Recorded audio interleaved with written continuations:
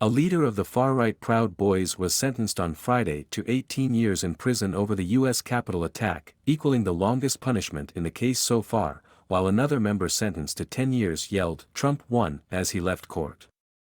The pair were the latest members of far-right groups sentenced for taking part in the January 6, 2021, assault on Congress, an attempt to overturn Donald Trump's election defeat.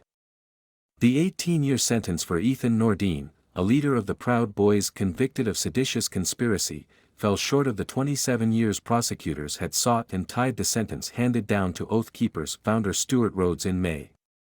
"If we don't have a peaceful transfer of power in this country, we don't have anything," said U.S. District Judge Timothy Kelly. In a statement to the judge, Nordine called January 6 a complete and utter tragedy, and said he had gone to the Capitol to be a leader and to keep people out of trouble. His wife and sister pleaded for mercy. Nordine's attorney, Nick Smith, had argued for a sentence of 15 to 21 months.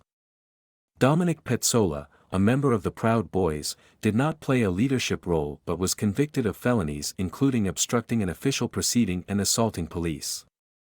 He yelled, "Trump won," as he left the courtroom after being sentenced to 10 years in prison. Prosecutors said Petsola's assault on former Capitol Police officer Mark Ode, in which he stole Ode's riot shield and used it to smash at a window at the Capitol, helped to justify a lengthy prison term. Petsola's attorneys had asked for their client to be sentenced to around 5 years in prison. Stephen Metcalf, one of Petsola's attorneys, told the judge that Petsola was caught in the heat of the moment. "I stand before you with a heart full of regret," Petsola said in an emotional speech to the court before his outburst. "I never should have crossed the barrier at the Capitol that day."